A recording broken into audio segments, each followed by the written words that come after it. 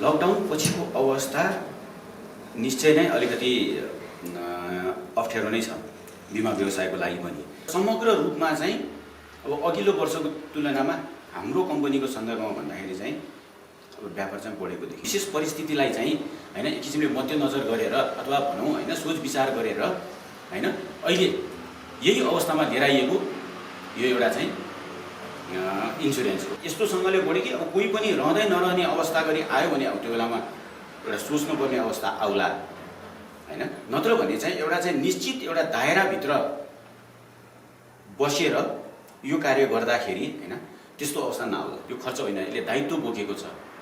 Insurance भनेकै कस्तो भने भविष्यमा आइपर्न सक्ने कुनै पनि भवितव्यलाई सोचेर हामीले चाहिँ अगाडि बढेको हुन्छ नि त। कम्पनी त्यही कारणले नै स्थापना भएको हुन्छ नि त।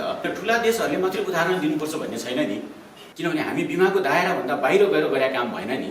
ठिक छ, कतिपय देशहरूले नदिराखेको अवस्थामा पनि हैन हामी चाहिँ 20वटा कम्पनीहरू मिलेर यो काम गर्न सक्यौँ नि।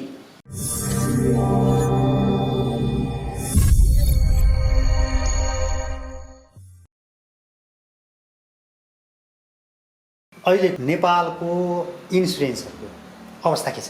पहिला अवस्था भन्नुपर्दा अब नेपालको मात्र नभएर संसारमा नै यसले प्रभाव पारिरहेको छ। अब त्यो सँगसँगै नेपालमा त छ नै हैन, तपाईँ हामी सबै जानकारी छौँ। यसले हाम्रो क्षेत्रलाई पनि प्रभाव पारेकै छ। किन भन्दाखेरि अब अहिले पुरै देश लकडाउनमा छ। लकडाउनको अवस्थामा तपाईँलाई थाहा छँदैछ हैन, अब अत्यावश्यक बाहेकका अरू सेवाहरू बन्द छन् हैन। यसले त्यो कारणले गर्दाखेरि यो क्षेत्र पनि कोरोनाबाट प्रभावित चाहिँ छ। अब नेपालको अहिलेको ठ्याक्कै सन्दर्भमा हेरी यहाँ अब प्रभु इन्सुरेन्सको अवस्थालाई कति फोकस गर्ने भने विगत 2 महिना अगाडिको रेसियो र अहिले 2 महिना पछाडि कोरोना सङ्क्रमण देखिएपछि र सरकारले गरेको लकडाउन पछिको अवस्थालाई हेर्ने भने यहाँले कसरी मूल्याङ्कन गर्नुभएको छ? हैन, मैले भने नि लकडाउन पछिको अवस्था निश्चय नै अलिकति अप्ठ्यारो नै छ बिमा व्यवसायको लागि पनि। मैले तपाईँलाई भन्नुपर्दाखेरि अहिले नयाँ व्यापार व्यवसायहरू त्यति भइरहेका छैन इन्सुरेन्सको तर्फबाट भन्नुपर्दाखेरि पनि। तर हामीले चाहिँ कस्तो भने हामीले हरसम्भव प्रयास गरिरहेका छौँ हैन। झन् यस्तो अवस्थामा इन्सुरेन्स त झनै आवश्यक हुन्छ नि हैन। अब अहिले भन्ने हो भने अब हुन्छ नि सबैको चाहिँ आर्थिक अवस्था अलिकति चाहिँ अब खस्कँदै गरेको स्थितिमा भोलि झन् के थाहा कुनै किसिमको प्राकृतिक विपत्ति परिदियो भने त झन् यसलाई थाहा त झन् गाह्रो हुन्छ। त्यसको लागि त बिमा आवश्यक छ हैन। त्यो कुराहरूलाई चाहिँ फोकस गरेर हामीले चाहिँ हैन चेतनामूलक कार्यहरूलाई पनि अगाडि बढाइराखेका छौँ र बिमा चाहिँ एकदम आवश्यक छ है भनेर हामी अघि बढिराखेका चाहिँ छौँ। तर पनि हामीले भने जस्तो सोचे जस्तो अवस्थाको बिमा भइरहेको छैन। मैले अघि पनि भने किनभने अब विभिन्न अब कल कारखानाहरू बन्दै रहेको अवस्था छ हैन। हुन त अहिले 42वटा उद्योगहरू 42 प्रकारका उद्योगहरू सञ्चालनमा त आएका छन् हैन। तर कस्तो भने जब नयाँ आउँदैनन् नि हैन भइराखेकोबाट त खालि नवीकरण मात्र हुने हो। त्यसले गर्दाखेरि अहिले यो व्यापार व्यवसाय बढ्न सक्ने अवस्था देखिराखेका छैनौँ हामीले। भनेपछि अब यो अवस्थाले गर्दा अझै कति दिन लम्बिन्छ कहिलेसम्म हुन्छ भन्ने खालको ठ्याक्कै भन्न सक्ने अवस्था छैन। यसले गर्दा नेपालको बिमा क्षेत्र सङ्कटतिर लाग्यो भन्ने पनि एउटा क्षेत्रबाट आङ्कलन गर्न थालेको छ हैन। यस्तो हो किनभने अब हेर्नुहोस् हामी यहाँ 25 वर्षदेखि छौँ हैन हाम्रो कम्पनी हैन। र हामीले चाहिँ यो वर्षबाट मात्र सुरुवात गरेका होइन हैन। हामीसँग चाहिँ पोहोरकै अवस्थालाई हेर्ने हो भने पनि हामीले राम्रै व्यापार व्यवसाय गरेका थियौँ। यो अहिलेको स्थितिले यसमा केही कमी लिएर होला हैन। तर चाहिँ मलाई लाग्दैन कि यो यहाँले भन्नुभएको जस्तो सङ्कटकै अवस्थामा चाहिँ जाँदैन। व्यापारमा थपघट हुन सक्छ हैन। तर हाम्रो कम्पनीको सन्दर्भमा भन्ने हो भने चाहिँ हामीले यो लकडाउनभन्दा अगाडिको अवस्थामा नै अलि राम्रैसँगले चाहिँ व्यापार गरिसकेको अवस्थाले गर्दाखेरि हाम्रो अब यो जुन आर्थिक वर्षको अन्तिममा पोहोरको भन्दा व्यापार नघट्ला हैन। तर रेसियो वाइज अहिलेको यो क्वार्टरलीलाई हेर्ने हो भने व्यापारमा केही तलमाथि हुन सक्छ। भनेपछि गत आर्थिक वर्षको रेसियोमा यो आर्थिक वर्षमा चालु आर्थिक वर्षमा रेसियो कम हुन सक्ने आङ्कलमा चाहिँ त्योभन्दा अरू फरक त्यस्तो केही छैन, चुनौती केही छैन। मैले भने नि क्वार्टरली वाइज हिसाब गर्दाखेरि चाहिँ गत वर्षको अन्तिम क्वार्टर र यो वर्षको अन्तिम क्वार्टर त्रैमासिक हेर्दाखेरि त्यसमा चाहिँ अब अलिकति केही थपघट हुन सक्ला होइन, तर समग्र रूपमा चाहिँ अब अघिल्लो वर्षको तुलनामा हाम्रो कम्पनीको सन्दर्भमा भन्दाखेरि चाहिँ अब व्यापार चाहिँ बढेको देखिन्छ। अब यो कोरोना सङ्क्रमणको बावजुद कोरोना सङ्क्रमित व्यक्तिहरूको पनि कोरोनाको बिमा भन्ने जुन आइरहेको छ नि, हजुर यो चाहिँ के हो? होइन यस्तो हो, यो चाहिँ कस्तो भने एउटा अब कोरोना रोग सम्बन्धी बिमा हो यो होइन। अब यसलाई चाहिँ अब मैले अहिले भन्नुभन्दा पनि सायद तपाईँहरूले पनि बुझिसक्नु भएको हुनुपर्छ होइन, तर मैले अब तपाईँले सोधिसकेपछि मैले भन्नु पऱ्यो। यो चाहिँ कस्तो हो भने यो कोरोनालाई फोकस गरेर लिएर आइएको बिमा हो। यदि कोही व्यक्ति कोरोनाले सङ्क्रमित भइहाल्यो भने उसले यो कोरोना सम्बन्धी मात्रै बिमा हो यो होइन।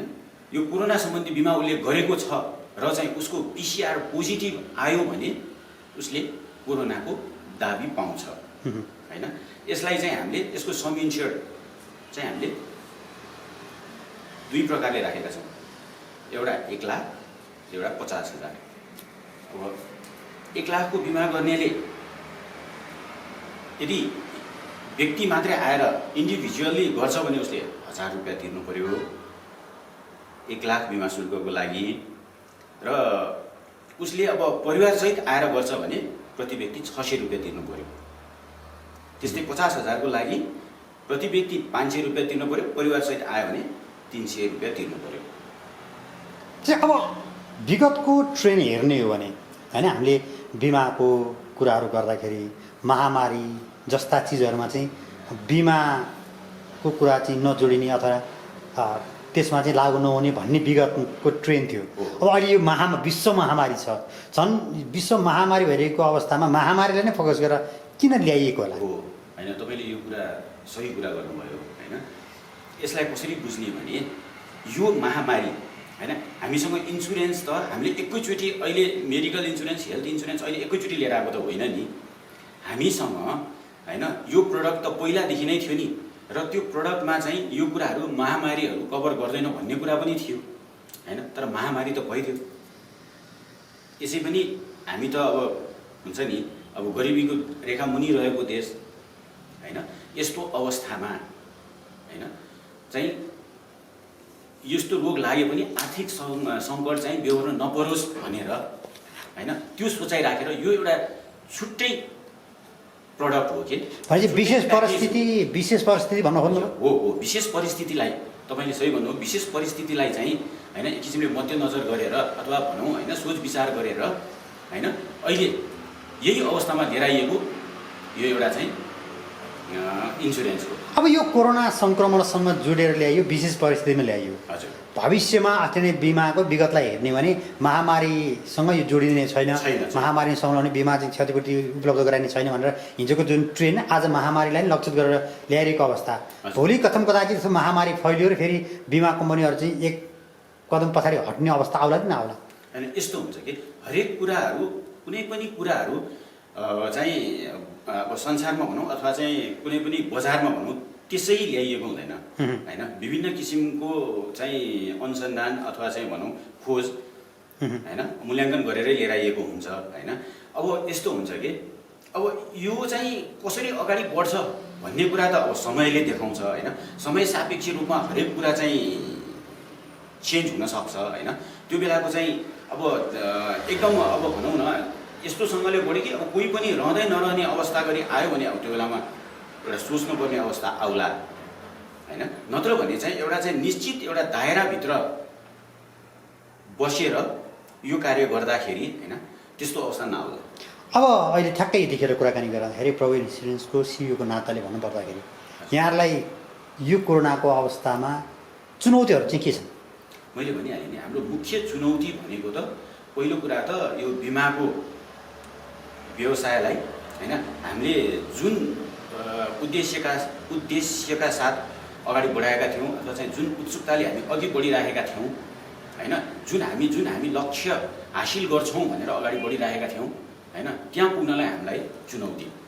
किनभने यसभन्दा अगाडि पनि बिमा सम्बन्धी चेतनामा त कमी थियो होइन, त्यसै त कमी भइराखेको बेलामा झन् हामीले चाहिँ हुन्छ नि एकदम स्वतःस्फूर्त रूपमा हामी अगाडि बढ्नलाई अब गाह्रो हुने अवस्था आयो होइन। किनभने त्यसै पनि भनौँ योभन्दा अगाडि त मान्छेलाई, तपाईँहरूलाई थाहा छँदैछ, बिमालाई खर्चको रूपमा लिन्थे मान्छेहरूले। वास्तवमा यो खर्च होइन, यसले दायित्व बोकेको छ होइन भने झन् अब आजको दिनमा त होइन मान्छेलाई अलिकति समस्या परेको छ होइन। अब त्यो कुरा बुझाउने मुख्य कुरा चाहिँ चुनौतीको रूपमा रहन्छ। तर यो चुनौतीको बावजुद जोखिम व्यवस्थापन गर्नको लागि हजुर त्यही त मैले भने नि त्यो मानिसको जोखिम एकातिर हो, यहाँहरू म्यानेजमेन्टको जोखिम त किन यो यो यो कोरोना सङ्क्रमण एक व्यक्तिबाट सयौँ व्यक्तिमा सर्ने भएको कारणले जोखिम व्यवस्थापन गर्नको लागि त पक्कै पनि कम्पनीहरूलाई त असहज परिस्थिति हुनसक्छ नि होइन। यस्तो छ, यो चिज भनेको त कस्तो भने हामीले होइन यो इन्सुरेन्स भनेकै कस्तो भने भविष्यमा आइपर्न सक्ने कुनै पनि भवितव्यलाई सोचेर हामीले चाहिँ अगाडि बढेको हुन्छ नि त। कम्पनी त्यही कारणले नै स्थापना भएको हुन्छ नि त होइन। यो चिज कस्तो भने ए होइन कुनै पनि किसिमको सङ्कट आइपर्यो भन्नासाथ बिमा कम्पनीहरू चाहिँ अत्तालिने भन्ने अवस्था आउँदैन। किन नामै कम्पनी नै रिस्क म्यानेजमेन्टको लागि चाहिँ गठन भएको अथवा चाहिँ स्थापना भएको हुन्छ नि त होइन। हुनसक्छ कुनै बेला कम हुनसक्छ, कुनै बेला बढी हुनसक्छ। तपाईँले यसलाई सोच्ने हो भने 2072 सालको भूकम्पलाई लिनुहोस् न, त्यो पनि त कसले सोचेको थियो र? हामी भूकम्प आउँछ भनिरहेका थियौँ होइन, तर आएको त थिएन नि, तर आइदियो होइन। त्यसलाई पनि त हामीले म्यानेज गऱ्यौँ होइन। अब यो पनि यस्तै किसिमको चाहिँ एउटा के अरे के भन्ने अब अवस्था हो। भोलिको दिनमा पनि अब आज कोरोना गयो होइन, भोलि फेरि अर्को टाइपको पनि आउन सक्छ होइन। त्यसैले गर्दाखेरि यस्तो अवस्थामा चाहिँ इन्सुरेन्स कम्पनीहरू मलाई लाग्छ तयारै हुन्छ। मैले भने नि हामी आएकै जोखिम व्यवस्थापन गर्नलाई हो नि त। जोखिमको त कुनै रूप हुँदैन होइन, कुनै हुन्छ नि कुनै स्वरूप त हुँदैन। मैले बुझेको बिमा चाहिँ जोखिमको व्यवस्थापन हो। हजुर यसको एउटा निश्चित क्राइटेरिया हुन्छ, त्यसमा बसेर हामीले काम गर्नुपर्छ एकदम होइन। अनि चाहिँ हाम्रो चाहिँ के भयो भनेदेखि जब कोरोना महामारी सुरु भयो नि, अनि कोरोना बिमा लन्च गरियो क्या। यो बिमाको मर्मभन्दा बाहिर भएन र? होइन, त्यसलाई हामीले यसरी बुझौँ।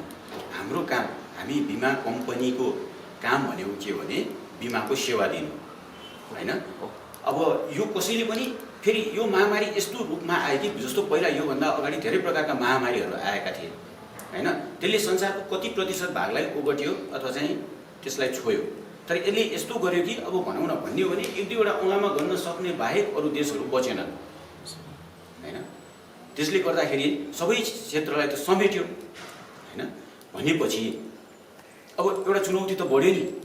र एउटा अर्को कुरा के भइदियो भने त्यसलाई चाहिँ पहिलाकै पोलिसीले कभर गरिदिएन होइन। भने त्यो बेलामा हाम्रो एउटा नयाँ सोच आयो कि होइन, इन्सुरेन्स कम्पनीको तर्फबाट पनि त केही गरौँ न होइन, केही गर्न सकिन्छ कि भन्ने हिसाबले यो कन्सेप्ट जन्मियो। र एउटा साँच्चै एउटा अब खुसीको नै कुरा हो होइन।